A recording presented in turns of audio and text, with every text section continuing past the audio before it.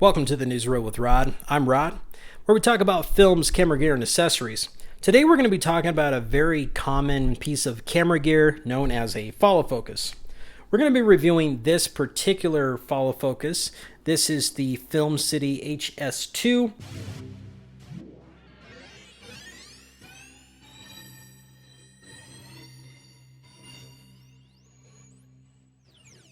Let's get real. So today we're going to be reviewing this piece of film gear. This is a follow focus from Filmcity. This is the HS-2. Now, this particular one, we're going to talk about the pros and the cons of this, first of all. This is made in India. And one of the most appealing things about this particular follow focus is the hard stops. And we'll do some B-roll on this. But the hard stops allow you to basically rack focus from one point to another. So let's say you have a subject that is in the foreground and one in the background.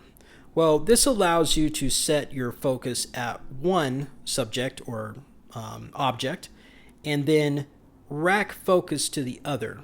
So it allows you to kind of take some guesswork and you can get critical focus at both points. That's one of the big appeals to this particular follow focus. Another is this adjustable arm right here. So sometimes your lens is a little big, and when you're trying to mount everything on here, this is a 15 millimeter system here.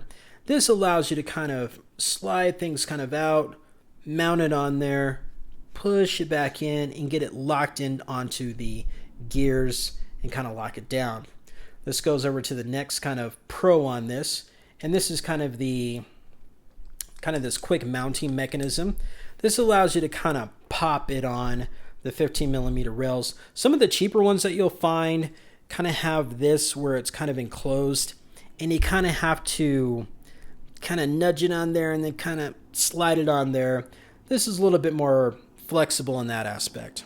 You also have this little kind of labeling ring, I guess you can call this. And this allows you to kind of mark another focal distance. So let's say you have your hard stops where you can rack focus from here to here. But let's say you had kind of an object in the middle here. So you can use simply like a dry erase marker, mark another follow focus there, point. You can rack focus here to one character. Let's say you have an object here, for instance. And then you continue on and focus to your third subject, and you can use this for multiple points. The other kind of pro to this, it does come with a little, I think they call this like a little arm, or it's like a speed crank or something to that point. This is used if you have like a focus puller, or even if you don't want to put your hands directly on the little wheel itself. This allows you to kind of use this without, putting your arm or your hand, I should say, directly on this. So one of the other really big pros with this particular follow focus, this is not a new follow focus by any means, but I did see another reviewer that reviewed this a couple of years ago, and he said he bought it for $175. Now, I found this brand new for $127, and for what it is, I think this is a pretty good price. Now, let's talk about some of the pros about this. I'm sorry, one of the cons. We already talked about all the pros. Let's talk about some of the cons about this.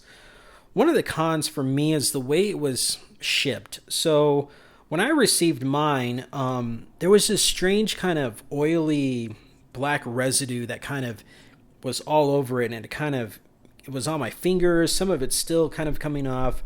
And I'm not sure if it was used, because when I took a better look at it, it seemed like it was really scuffed up, and I'm not sure if that was just kind of like manufacturing kind of marks on it.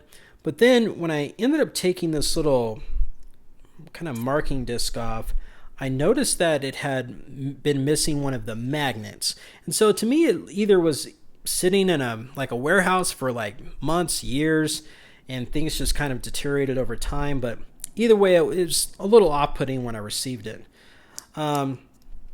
Another thing that I really don't like about this particular follow focus, when it's on the camera, there's a little bit of give, and I think that goes with a lot of the cheaper kind of follow focuses. So when I go to, get this on there and I go to rack focus, it kind of moves a little bit.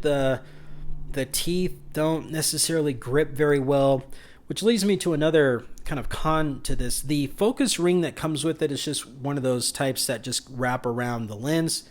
It's not very good. It's pretty much a throwaway piece. Like literally, I pretty much tossed it to the side. I got a better kind of gear for the camera, but overall, for what this is and for what you get at $127, I mean, it's pretty good.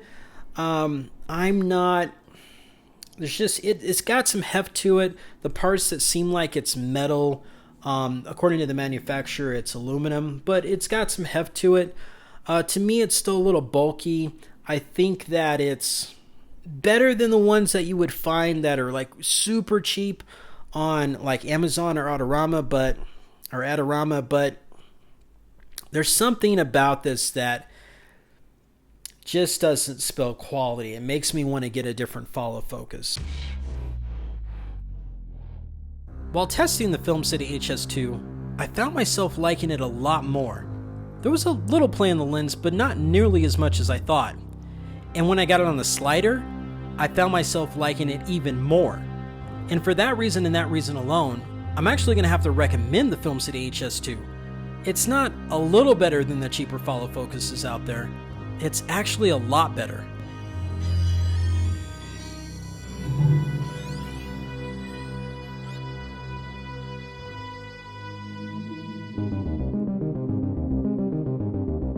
And if you like this content, please join us again at The Real News at Rod. Let's get real. Go ahead and click that subscribe button. Click on the little bell notification so you get our latest videos. And we hope to see you next time.